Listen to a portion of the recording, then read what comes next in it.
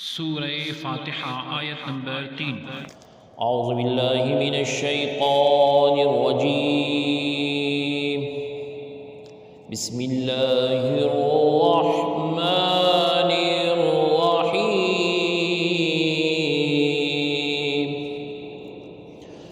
مالک یوم الدین۔ لفظی ترجمہ ہے مالکی مالک، یومی دن، الدین بدلہ۔ بامحاورہ ترجمہ ہے روز جزا کا مالک ہے۔ آیت کی تفسیر میں فرمایا گیا مالک یوم الدین، جزا کے دن کا مالک۔ جزا کے دن سے مراد قیامت کا دن ہے کہ اس دن نیک اعمال کرنے والے مسلمانوں کو ثواب اور بدلہ عطا ہوگا، اور گناہگاروں اور کافروں کو جزا ملے گی، یعنی ان کی سزا ملے گی، انجام تک پہنچیں گے۔ جبکہ مالک اسے کہتے ہیں جو اپنی ملکیت میں موجود چیزوں میں جیسے چاہے تصرف کرے، یعنی جیسے چاہے استعمال کرے۔ اللہ تعالیٰ عز و جل اگرچہ دنیا اور آخرت میں دونوں کا مالک ہیں، لیکن یہاں قیامت کے دن کو بطور خاص اس لیے ذکر کیا گیا تاکہ اس دن کی اہمیت دل میں بیٹھ جائے۔ اس دنیا کے مقابلے میں آخرت میں اللہ تعالیٰ عز و جل کے مالک ہونے کا ظہور زیادہ ہوگا، کیونکہ اس دن کسی کے پاس ظاہری سلطنت بھی نہ ہوگی جو اللہ تعالیٰ عز و جل نے دنیا میں لوگوں کو عطا فرمائی تھی۔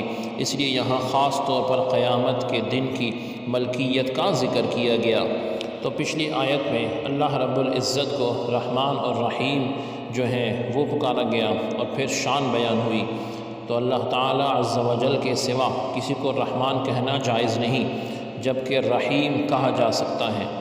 جیسے قرآن کریم میں اللہ تعالیٰ عز و جل نے اپنے حبیب صلی اللہ علیہ وآلہ وسلم کو بھی رحیم فرمایا ہے، جیسے کہ سورہ توبہ آیت نمبر 28 میں ارشاد ہے اعوذ باللہ من الشیطان الرجیم، بسم اللہ الرحمن الرحیم، لقد جاءكم رسول من أنفسكم عزيز عليه ما عنتم حريص عليكم بالمؤمنين رؤوف رحيم۔ تو ترجمہ ہے بے شک تمہارے پاس تم میں سے وہ عظیم رسول تشریف لے آئے جن پر تمہارا مشقت میں پڑنا نہایت بھاری گزرتا ہے۔ وہ تمہارے بھلائی کے نہایت چاہنے والے، مسلمانوں پر بہت مہربان اور رحمت فرمانے والے ہیں۔ رب ذوالجلال ہم سب کو آخرت کی یعنی کامیابی اور اس کی تیاری کی توفیق عطا فرمائے، اور اس روز جزا کے مالک کا رحم، فضل اور کرم نازل فرمائے۔ سبحانک اللہم و بحمدک، اشہد ان لا الہ الا انت، استغفرک و اتوب الیک، وصلی اللہ تعالی علی خیر خلقہ محمد وعلی آلہ واصحابہ اجمعین برحمتک یا ارحم الراحمین۔